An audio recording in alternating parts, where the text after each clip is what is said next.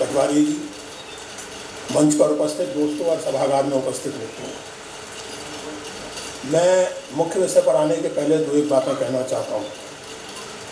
एक तो ये कि जिन मित्रों ने मुझे पहले कभी सुना हो वो शायद जानते होंगे कि मैं कई बार बहुत कड़वी बातें करता हूँ, तो अगर किसी को उस कड़वाहट से कष्ट हो तो मैं एडवांस में माफ़ी मांग लेता हूँ, लेकिन इलाज के लिए कड़वी दवा जरूरी होती है। दूसरी बात मैं ये कहना चाहता हूँ कि मेरा परिचय देते समय कार्यक्रम जब शुरू हुआ था, अब तो शायद 1.5 घंटा हो गया, 1.5 घंटा विभिन्न औपचारिकताओं में और सब चीज़ों में चला गया। मेरा परिचय देते समय बार बार ये कहा गया कि इन्हें हम सुनते हैं, इन्हें हम सुनते हैं। मुझे कई गुना अधिक प्रसन्नता होती अगर ये कहा गया होता कि इन्हें हम पढ़ते हैं।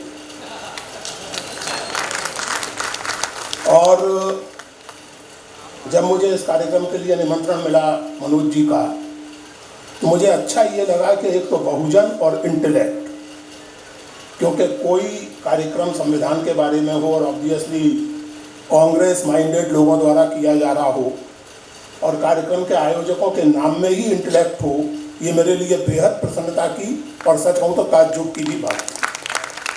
क्योंकि आमतौर से राजनीतिक कार्यकर्ताओं और नेताओं का ये मानना है कि इंटेलेक्चुअल केवल बातें करते हैं, बाकी इनका कोई खास अर्थ मतलब होता नहीं है। मेरा निवेदन ये है, अभी एक बात कही इनायत अब्यास साहब ने कि संविधान बदलने की बातों पर जितनी बेचैनी होनी चाहिए उतनी नहीं है।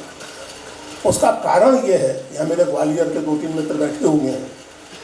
एक जमाना था दिग्विजय जी, जबकि चाहे वो गोदा जी की कैंटीन हो और चाहे MLB कॉलेज की कैंटीन हो, अगर लोग इकट्ठे होते थे तो 10 आवाज़ें होती थीं, तो उसमें 1 या 2 हिंदू सभा की होती थी, बीजेपी या उस समय भारतीय जनसंघ उसकी होती थी, कम्युनिस्ट पार्टी की होती थी और कांग्रेस की भी होती थी। और वो आवाज़ें कैंटीन से लेकर ऊपर तक यूनिवर्सिटी तक सुनाई पड़ती थी। आज हम और आप इस हकीकत को जानते हैं, माने या ना माने, कि रोज़मर्रा की ज़िंदगी में लोकतांत्रिक, पंथ निरपेक्ष, संविधान की कद्र करने वाली आवाज़ें गायब होती जा रही हैं। और वो इसलिए गायब हो रही हैं कि आपने यानी राजनेताओं ने इंटेलेक्चुअल एक्टिविटी का महत्व तो समझा ही नहीं। ये इसलिए हो रहा है। दूसरी बात मैं ये कहना चाहता हूँ मित्रों कि संविधान विहीन कोई देश आज की दुनिया में हो नहीं सकता। संविधान तो टिम्बकटू का भी है, तो वो तो होगा। सवाल ये नहीं है कि संविधान विहीन, सवाल ये है कि इस संविधान के बिना या इस तरह के संविधान के बिना। तो मैं उस कल्पना में बहुत नहीं जाना चाहता। एक बहुत मोटी सी बात आपसे कह सकता हूँ, यौवन का क्या मतलब होता है ये एक बूढ़ा बेहतर जानता है। पैसे का मतलब क्या होता है ये एक गरीब बेहतर जानता है। भरपेट खाने का सुख उसकी कल्पना एक भूखा आदमी बेहतर करता है। और इसलिए आप केवल इस बात को ध्यान में रख के कल्पना कर लें तो आपको समझ में आ जाएगा कि अगर ये संविधान नहीं होगा तो भारत कैसा होगा। मुझे 2-3 बातें कहनी है और मैं बहुत संक्षेप में कहूँगा, क्योंकि आपके धैर्य की परीक्षा काफ़ी देर से ली जा रही है और आप लोग पास हुए हैं, उसमें मैं लगभग फेल होने वाला हूँ। उसमें तो निवेदन ये है कि जब मुझे इस कार्यक्रम का निमंत्रण मिला, मनोज जी ने मुझसे बात की फोन पर, तो मुझे बहुत रोचक लगा बहुजन इंटेलेक्ट। और फिर मैंने सोचा कि केवल भारतीय संविधान नहीं बल्कि भारतीय स्वाधीनता आंदोलन भारतीय समाज के एक मूल अंतर्विरोध को एड्रेस करने वाला आंदोलन। और वो अंतर्विरोध ये था कि बहुजन और इंटेलेक्ट के बीच में खाई पैदा की गई थी या ऐतिहासिक रूप से हुई थी, और उस खाई को पाटे बिना कोई समाज डेमोक्रेटिक समाज हो नहीं सकता। एक बात और मुझे ध्यान आती है, जो पढ़ने के महत्व की बात मैं कर रहा था, जो कहा कि इतनी जोरदार आवाज़ नहीं उठती इस तरह की बातों के खिलाफ। जोरदार आवाज़ तो तब भी नहीं उठती जब नेहरू के बारे में दुनिया भर की स्कैंडलस बातें की जाती हैं। जोरदार आवाज़ तो तब भी नहीं उठती जब नेहरू के नाम से वो बेहुदा सेंटेंस प्रचारित किया जाता है कि I am Englishman bye education, Muslim by culture, Hindu by accident. मैंने कोई कांग्रेसी, माफ़ कीजिएगा, ये कहने के लिए आज तक नहीं देखा जो ये कह सके कि बकवास है, ऐसा नेहरू ने कभी नहीं कहा। जोरदार आवाज़ें तो तब भी नहीं उठती जब कहा जाता है कि नेहरू ने संविधान सभा में अपना भाषण अंग्रेजी में दिया था। यहाँ पीयूष बबेले बैठे हैं, उनकी किताब ही पढ़ने तो मालूम पड़ जाएगा कि भाषण मूलतः हिंदुस्तानी में दिया गया था। कॉन्स्टिट्यूएंट असेंबली डिबेट्स में लिखा हुआ है ट्रांसलेटेड फ्रॉम हिंदुस्तानी, उसका लिखित रूप अंग्रेजी में पढ़ा था जवाहरलाल जी ने। स्पॉन्टेनियस इंस्टेंटेनियस जो बोले थे वो हिंदुस्तानी में बोले, लेकिन आपको नहीं पता है ये, क्योंकि आप पुरुषोत्तम अग्रवाल को सुनने में विश्वास करते हैं, पढ़ने में नहीं करते। समस्या ये है। 4 साल हो गए मेरी किताब, 4 साल से भी ज़्यादा हो गए, हु इज भारत माता, उसका हिंदी तर्जुमा हो चुका, कन्नड़ तर्जुमा हो चुका, मराठी तर्जुमा हो चुका। और मैं मानता हूँ कि केवल कांग्रेस ही नहीं बल्कि किसी भी लोकतांत्रिक कार्यकर्ता के लिए वो किताब बड़ी मददगार है। मुझे नहीं पता कि उस किताब का कांग्रेस के बीच में क्या हश्र। ये जरूर जानता हूँ कि बहुत से लोग उसे पढ़ रहे हैं, बहुत से लोग उस पर बहस कर रहे हैं, उसकी निंदा कर रहे हैं, प्रशंसा कर रहे हैं। मैं किंचित गर्व से कह सकता हूँ कि पिछले 5-6 साल से वो किताब लगातार एकेडमिक हल्कों में चर्चा है। मैं अब अपने विषय पर आता हूँ और यथासंभव संक्षेप में अपनी बात कहकर आप लोगों का पिंड छोड़ूंगा। तो अमेरिका में एक बड़े महत्वपूर्ण अश्वेत नेता थे, उन्हें मार्टिन लूथर किंग का गुरु भी माना जाता है, W.E.B. दुबोई। उन्होंने एक अजीब वक्तव्य दिया। उन्होंने कहा कि भारत की आज़ादी लोकतंत्र के इतिहास की, आधुनिक इतिहास की सबसे महत्वपूर्ण घटना है। और फिर उन्होंने बताया कि किस किस से महत्वपूर्ण घटना है, इस पर ध्यान दीजिएगा। उन्होंने कहा कि ये इंग्लैंड में लोकतंत्र स्थापित होने से अधिक महत्वपूर्ण घटना है। यानी इंग्लैंड में जब मैग्ना कार्टा हुआ, बाद में पार्लियामेंट का गठन हुआ, बाकायदा राजा की ताकतों पर रोक लगी, उससे अधिक महत्वपूर्ण घटना है। फ्रेंच रिवॉल्यूशन से अधिक महत्वपूर्ण घटना है। सोवियत क्रांति से अधिक महत्वपूर्ण घटना है। यह दुनिया के लोकतंत्र के इतिहास की सर्वाधिक महत्वपूर्ण घटना है। अगर ये वक्तव्य सुनकर आप गर्व महसूस करते हैं, रोमांच महसूस करते हैं, तो बहुत स्वाभाविक है। लेकिन सोचना ये चाहिए कि दुबोई जो कभी भारत नहीं आए थे, भारतीय स्वाधीनता आंदोलन के साथ उनकी सहानुभूति थी, लेकिन भारत यात्रा उन्होंने कभी नहीं की थी, वो ऐसा क्यों कह रहे थे? अमेरिकन इंडिपेंडेंस से अधिक महत्वपूर्ण घटना क्यों कह रहे थे ऐसा? इस पर सोचिए। दुबोई के कहने का कारण ये था, दुबोई ने कहा कि भारत का स्वाधीन होना दुनिया में गोरों के साम्राज्यवाद के अंत का आरंभ, it is the beginning of the end of white imperial, जो कि सही था। लेकिन इसके अलावा कुछ और भी महत्वपूर्ण बात है, और उस महत्वपूर्ण बात को समझने के लिए हमें भारतीय संविधान की पृष्ठभूमि को समझना चाहिए। भारतीय संविधान यूँ तो 2-2.5 साल में बना। उसकी चर्चा करते समय ये भी ध्यान रखना चाहिए, बहुत महत्वपूर्ण बात है दोस्तों, संविधान सभा डेमोक्रेटिक ढंग से नहीं चुनी गई थी। संविधान सभा के सदस्य प्रांतीय धारा सभा जैसे उन दिनों कहते थे, उससे चुनकर आए थे। उसमें स्त्रियां बहुत कम थी, कुल मिलाकर के 12-15 स्त्रियां थी, जिन्हें उस समय हरिजन कहा जाता था, और आज हम जिनको दलित कहते हैं वो भी बहुत कम थे, आदिवासी भी बहुत कम थे। संविधान सभा के अधिकांश सदस्य उन्हीं तबकों के थे जिन्हें आज हम एलीट कहते हैं। लेकिन संविधान जो बना वो बेहद डेमोक्रेटिक संविधान था। इस बात के महत्व को समझने की जरूरत है। इस संविधान ने, मैं आपको याद दिलाऊं, औरतों को वोटिंग राइट इंग्लैंड में 1927 में मिला, और उसी समय मजदूरों को भी मिला। इंग्लैंड अपने आप को डेमोक्रेसी मानता आया है 12वीं सदी से, लेकिन मजदूरों और औरतों को वोटिंग राइट मिला 1927 में।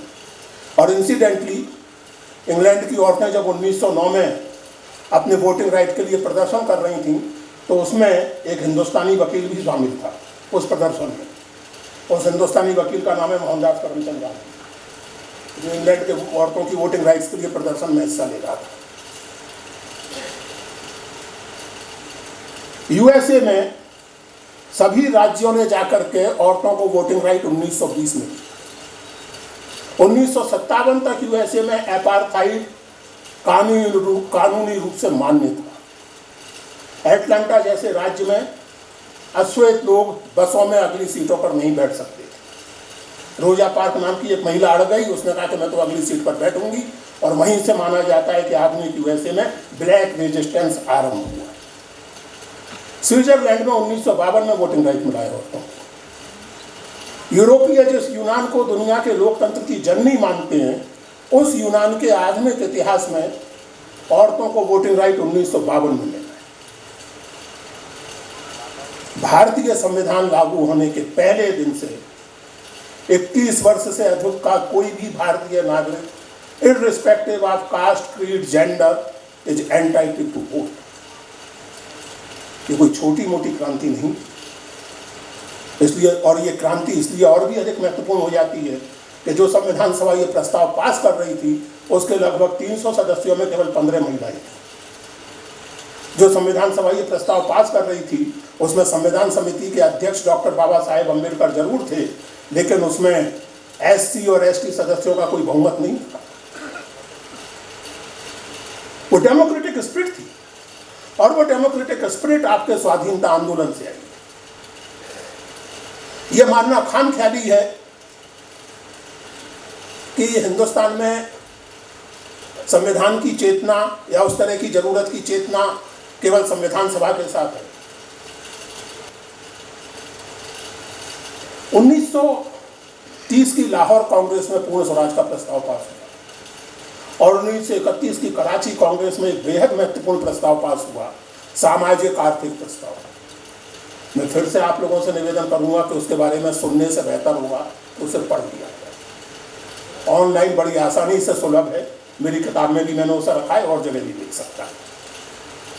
उस प्रस्ताव के प्रसंग में एक बहुत रोचक बात यह है कि उसे ड्राफ्ट किया था गांधी और सुभाष बोस और नेहरू ने, और उस प्रस्ताव को कांग्रेस में मूव किया था गांधी जी ने, और उस कांग्रेस की अध्यक्षता कर रहे थे सरदार वल्लभ भाई पटेल।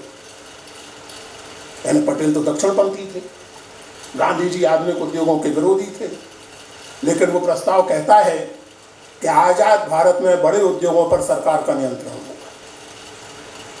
वो प्रस्ताव कहता है कि आजाद भारत में किसी धर्म के आधार पर कोई भेदभाव नहीं होगा, और स्टेट किसी एक धर्म को नहीं बल्कि सभी धर्मों को एक सा महत्व देगी। सर्वधर्म संभाव ये एक्सप्रेशन उस प्रस्ताव से ही आता है। वो प्रस्ताव कहता है कि एक से काम के लिए औरत और मर्द को एक सी मजदूरी मिलेगी। वो प्रस्ताव कहता है कि काम के घंटे 8 से अधिक नहीं होने दिए जाएंगे।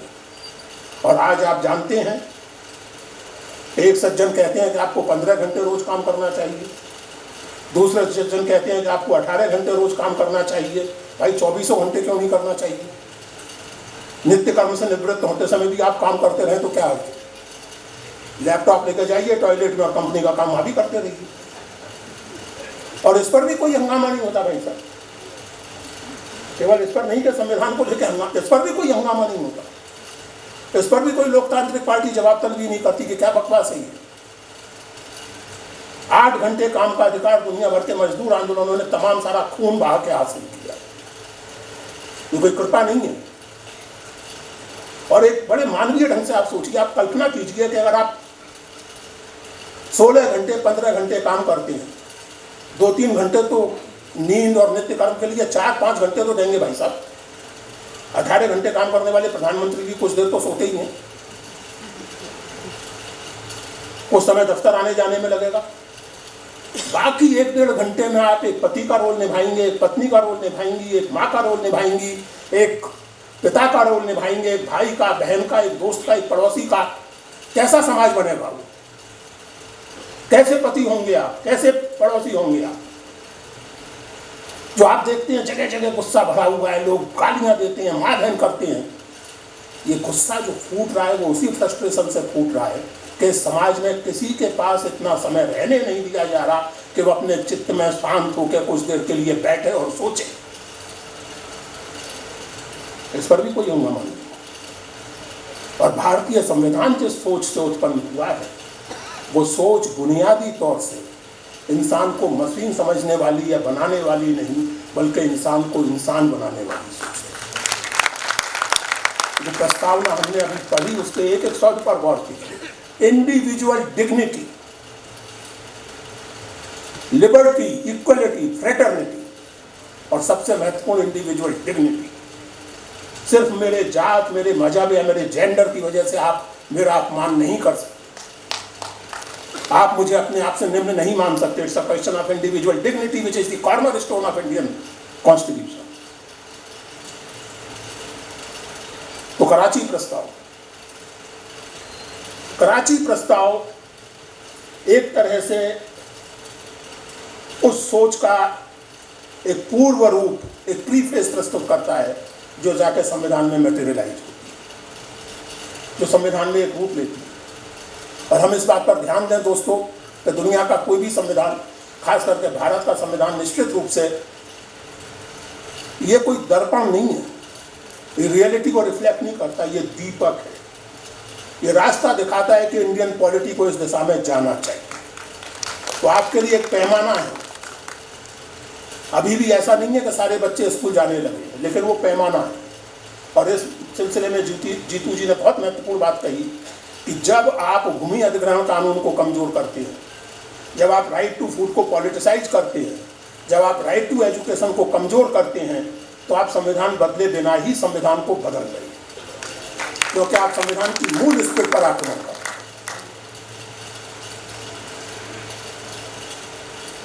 कराची कांग्रेस के बाद एक और बात पर ध्यान दीजिए, मैं ज्यादा विस्तार में नहीं जाना चाहता। सन 46 से लेकर सन 49 तक संविधान सभा की बैठकें हुई। क्या समय था वो? विभाजन का समय, मार दुनिया भर की राजनीतिक उठापटक और इंट्रिग्स का समय, सारे उत्तर भारत में और किसी हद तक दक्षिण में भी सारे उत्तर और पूर्व भारत में भयानक सांप्रदायिक मारकाट का समय। और उस सब से निपटते हुए भारत के राष्ट्रीय आंदोलन से निकले हुए नेता संविधान तैयार कर रहे थे। और संविधान तैयार करते समय कोशिश कंसेंसस की थी, इसीलिए जीवन भर कांग्रेस के कठोर आलोचक रहे बाबा साहेब अम्बेडकर को मसौदा समिति का अध्यक्ष बनाया। जीवन भर कांग्रेस कार्यकर्ताओं पर तीखे प्रहार करने वाले आईसीएस अफसरों की राय ली गई। संविधान सभा में इस तरह के बैंटर्स भी होते थे, चुटकुले भी होते थे। एक बार के.एम. मुंशी ने एक आईसीएस अफसर जो संविधान सभा के सदस्य थे, उनसे कहा कि आप नहीं जानते जेल जाने का क्या मतलब होता है, हमने आपकी लाठियां सही हैं। तो नेहरू जी ने हंसता कहा कि कोई बात नहीं, अभी तक लाठियां सही हैं, इनकी कलम के जोर देखें, अब इनका हम अपने ढंग से उपयोग करेंगे, सही है लाठियां। This was the spirit of taking everyone along. और इसलिए आपको वो दस्तावेज हासिल हुआ जिसके कारण गोगोई ने कहा कि ये हिंदुस्तान दुनिया के इतिहास में लोकतंत्र के लिहाज से सबसे महत्वपूर्ण है। आरक्षण की चर्चा बहुत होती है। मेरा ये मानना है कि जो लोग संविधान बदलने की बात करते हैं उनका लक्ष्य केवल आरक्षण नहीं है। आरक्षण तो है ही, लेकिन केवल आरक्षण नहीं। उनका ज्यादा महत्वपूर्ण लक्ष्य, अगर आप श्री माधव सदाशिव गोलवलकर की पुस्तक बंच ऑफ थॉट्स, जो हिंदी में विचार नवनीत के नाम से सुना है, वो पढ़ें, तो आप देखेंगे कि गोलवलकर को उसमें सबसे ज्यादा परेशानी संविधान में फेडरल स्ट्रक्चर्स। उनका कहना है कि हम एक देश हैं, एक राष्ट्र, फिर ये संघीय ढांचा क्या होता है, ये भाषावार प्रांत क्या होते हैं, एडमिनिस्ट्रेटिव सुविधा से प्रांत बनने चाहिए। आपको याद है ना आजकल के कुछ नारे, one nation one election, one nation one language. ऐसा हिंदी के प्रति प्रेम जताया है कि तमिलनाडु को तमिलनाडु, कर्नाटक और महाराष्ट्र में हिंदी का विरोध होने लगा। यानी ऐसे आंसू मिल जाए तो मासूक का भगवान ही मालिक है। वन नेशन वन लैंग्वेज, हर जगह हिंदी हो गई। वन नेशन वन इलेक्शन, ये जो वन के प्रति ऑब्सेशन है, जो आरोप लगाया जाता है कि भारतीय संविधान में भारतीयता नहीं है, असल में जो लोग वन के प्रति ऑब्सेशन के कारण भारतीय संविधान की आलोचना करते हैं, असल में राष्ट्र की उनकी अवधारणा घनघोर रूप से विदेशी है, उसका भारतीय सांस्कृतिक अनुभव से कोई लेना देना नहीं। मैं इस बात को एक्सप्लेन करता हूँ।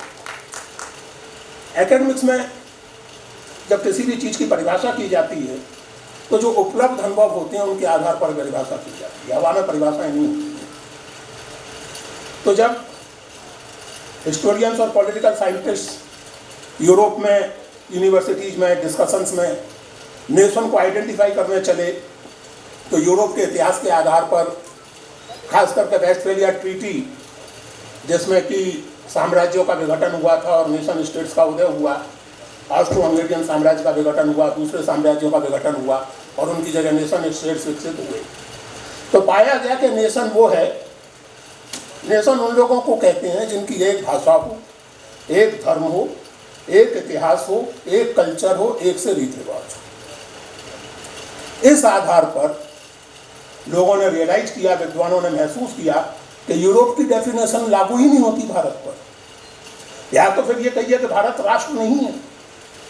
लेकिन अगर आप भारत के इतिहास को देखें तो विष्णु पुराण से लेकर जायसी तक और नामदेव तक आपको भारत के अद्भुत प्रकार के एकपन की चेतना मिलेगी। जायसी के यहाँ वो जिसको आज आप हिंदुस्तान या साउथ एशिया कहेंगे वो नक्शा मौजूद है, विष्णु पुराण में वो नक्शा मौजूद है, नामदेव के यहाँ वो नक्शा मौजूद है, शंकर देव के यहाँ वो नक्शा मौजूद है। तो ये कहना बड़ा मुश्किल हो जाता है कि ये यूनिटी की चेतना नहीं है। और इसीलिए इस बात को ध्यान में रखना चाहिए कि यूनिटी इन डाइवर्सिटी कोई वोट कबाड़ने के लिए गढ़ा गया नारा नहीं है। ये हिंदुस्तानी कल्चरल एक्सपीरियंस का सार है, यूनिटी इन डाइवर्सिटी। और डाइवर्सिटी का मतलब केवल हिंदू मुसलमान से नहीं होता भाई। तब मैं हिंदू हूँ और हिंदी बोल रहा हूँ, तमिलनाडु का हिंदू हिंदू नहीं बोलता, वो तमिल बोलता और फिर भी हिंदू है, और उनमें से कई मुझसे ज़्यादा बेहतर हिंदू बोल सकते हैं।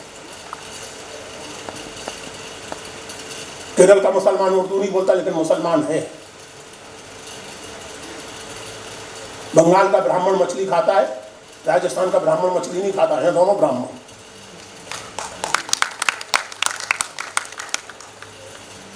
ये यूनिटी इन डाइवर्सिटी। इसके बावजूद कुछ अनोखापन है, कुछ अजीब सी चीजें जो एक। मैं एक बात बार बार कहता हूं मित्रों, आज भी कहने का लोग सम्वरण नहीं कर सकता। जवाहरलाल नेहरू ने भारतीय सभ्यता की तुलना, भारतीय संस्कृति की तुलना पैलिम्सेस्ट से की।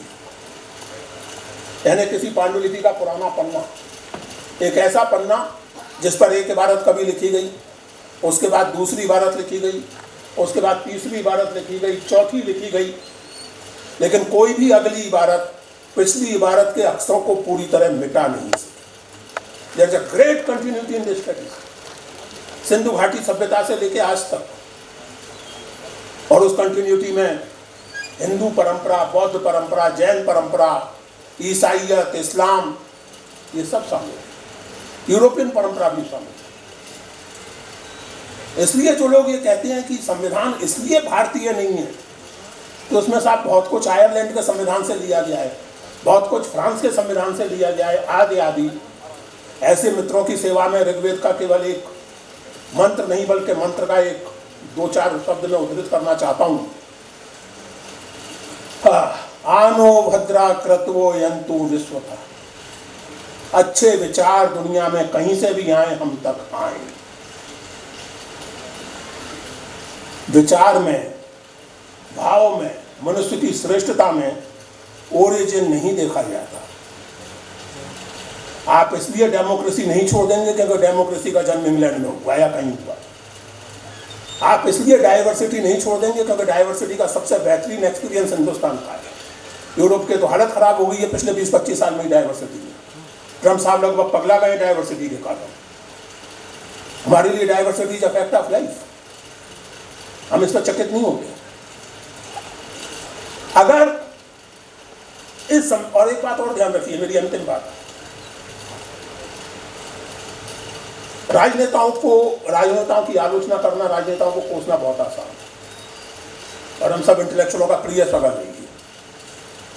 लेकिन ये सच है कि राजनेताओं और राजनीतिक संगठनों के बिना किसी भी तरह की लोकतांत्रिक लड़ाई संभव नहीं। इसलिए अगर एक तरफ राजनेताओं को बौद्धिक जगत से संवाद करने की जरूरत है, तो दूसरी ओर बुद्धिजीवियों को भी राजनेताओं की समस्याओं, सीमाओं और मजबूरियों को समझते हुए उनके साथ सहयोग करने की जरूरत है अगर संविधान को बचाना है। सवाल कांग्रेस या सीपीएम या सीपीआई या बीजेपी का नहीं है। सवाल यह है कि संविधान मूल्यवान है या नहीं है। ये संविधान कहा जाता है कि साहब अब इस संविधान में इतना लचीलापन है, संविधान बनाने वाले ये जानते थे कि इतना विशाल, इतना जटिल देश है, ऐसी जटिल समस्याएं हैं। संविधान अंगीकार किए जाने के साल भर के भीतर भीतर पहला संशोधन हो गया, क्योंकि बहुत सारी अदालतें भूमि सुधारों के विरुद्ध, आरक्षण संबंधी नियमों के विरुद्ध दनादन फैसले दिए चली जा रही थी। तो महसूस किया गया कि संविधान की जो मूल भावना है सामाजिक न्याय की, पढ़िए वो डिबेट, श्यामा प्रसाद मुखर्जी एक तरफ और जवाहरलाल नेहरू और एन.जी. रंगा और डॉक्टर अंबेडकर दूसरी तरफ, एनलाइटनिंग डिबेट कि किस तरह संविधान में होने वाला पहला संशोधन भारतीय समाज में चल रहे अपने तनाव को व्यक्त करता है और उस तनाव को नेगोशिएट करने की डेमोक्रेटिक प्रोसेस को व्यक्त करता है। वो डिबेट पढ़ने योग्य, डॉक्टर मुखर्जी के तर्क भी पढ़ने योग्य है और उन तर्कों के दिए गए जवाब खास करके इन 3 लोगों द्वारा, लॉ मिनिस्टर की हैसियत से अंबेडकर, प्राइम मिनिस्टर की हैसियत से नेहरू और एक बड़े सदस्य की हैसियत से एन.जी. रंगा, पढ़ने योग्य वो चीज। मैंने 10 साल पहले दिग्विजय जी एक कांग्रेसी मित्र से कहा था कि मुझे, और ये सच है, मैं नाम नहीं ले सकता उन सज्जन का, मुझसे आरएसएस के एक सज्जन ने कहा था 10 साल पहले 2015 में कि यार पुरुषोत्तम तुम लोग कितनी भी फाई करते रहो, संघ की शताब्दी 2025 में आने वाली है और तब तक हम हिंदू राष्ट्र बना देंगे। मैं संघ को सीरियसली लेता हूँ भैया, मैं टिपिकल लेफ्ट बुद्धिजीवियों की तरह संघ को डिसमिस नहीं करता, तब भी सीरियसली लेता था जब संघ प्रकट रूप से बहुत ताकतवर नहीं था। कारण यह है कि संघ को मैं निकट से जानता हूँ और किसी हद तक भीतर से भी जानता हूँ, इसलिए मैं संघ को सीरियसली लेता हूँ। तो मैंने अपने 1-2 कांग्रेसी मित्रों से, कम्युनिस्ट मित्रों से ये बात कही कि यार ये तो कुछ मामला बड़ा, अरे यार तुम तो, उन कांग्रेसी मित्र का, उनका भी नाम नहीं लूंगा, उनका बात मुझे आज तक याद है, Purushottam you are a philosopher of doom, मतलब तुम हमेशा विनाश की बात करते हो। मैंने भगवान करे आपकी बात सही हो, लेकिन दुर्भाग्य से मैं जानता हूं कि बात मेरी सही हो। 2025 में हिंदू राष्ट्र औपचारिक रूप से घोषित नहीं हुआ, लेकिन जहां तक मेंटेलिटी का सवाल है वो सही कहा उन्होंने, जहां तक उस चेतना का सवाल है, आज राजनेता भी जो है वो अल्पसंख्यकों के हक में बोलने से कतराते हैं। आज राजनेता भी किसी बात पर बोलने के पहले उसका जाति का और सब कुछ का गणित देखते हैं। इससे बड़ी कामयाबी क्या होगी अनडेमोक्रेटिक फोर्सेस की? समाज में डेमोक्रेटिक टेम्परामेंट मार्जिनलाइज हो जाए, डेमोक्रेटिक लोग, और मैं फिर से कहूँगा पॉलिटिकल पार्टियों की बात नहीं कर रहा, कांग्रेस, बीजेपी, फलाना ढिमका कुछ भी हो वहाँ, लेकिन डेमोक्रेटिक सोच का व्यक्ति पब्लिक प्लेस पर बात करने से घबराने लगे कि उसे गालियाँ पड़ेंगी, हमला भी हो सकता है, हिंसा भी हो सकती है, इससे बड़ी कामयाबी किसी फासिस्ट प्रोजेक्ट की क्या हो सकती है? तो चुनौती ये है दोस्तों, संविधान तो वो भी लाएंगे अपना, उनका अपने ढंग का संविधान होगा। सवाल यह है कि वर्तमान संविधान को, वर्तमान संवैधानिक ढांचे को, जो मूल रूप से एक फेयरनेस पर, पार्लियामेंट में जब माइनॉरिटी राइट्स के अधिकारों की बात चल रही थी, माइनॉरिटी के अधिकारों की, तो कुछ सदस्यों ने कहा कि हमें थोड़ा देखना चाहिए कि पाकिस्तान वाले क्या करते हैं, पाकिस्तान वाले अपने कॉन्स्टिट्यूशन में माइनॉरिटीज को कैसे राइट्स देते हैं, इसके बाद हम तय करेंगे। अंबेडकर ने तुरंत प्रतिवाद किया। अंबेडकर ने कहा कि कोई डेमोक्रेटिक संविधान ऐसे नहीं बनता कि पाकिस्तान अगर माइनॉरिटीज के साथ अच्छा ट्रीटमेंट करेगा तो हम अच्छा ट्रीटमेंट करेंगे और नहीं तो नहीं करेंगे। Irrespective of what Pakistan does, Pakistan चाहे जो करे, हमें अपनी माइनॉरिटीज के लिए सुरक्षा, सम्मान और अवसर की समानता सुनिश्चित करनी। That was the spirit of constitution. ये केवल अंबेडकर की अकेले की बात नहीं, that was the spirit of national movement, that was the temper of the times. Abul Fazl ने एक शब्द का प्रयोग किया है अकबरनामा में, मिजाजे जमाना। तो एक मिजाजे जमाना वो था, एक मिजाजे जमाना वो है जो हम अपने आसपास देख रहे हैं। आगे क्या होना है और कैसा मिजाजे जमाना होना है, ये फैसला इंटेलेक्चुअलों और पॉलिटिकल लीडरशिप और कार्यकर्ताओं को मिलकर करना है। जहाँ तक मेरे जैसे लोगों का सवाल है, हमें जहाँ अवसर मिलेगा हम अपनी बात कहेंगे। आपको भली लगे मानिए, ना लगे मत मानिए, बुरी लगे 4 गालियाँ दे लीजिए, doesn't make any difference at all. Thank you very much.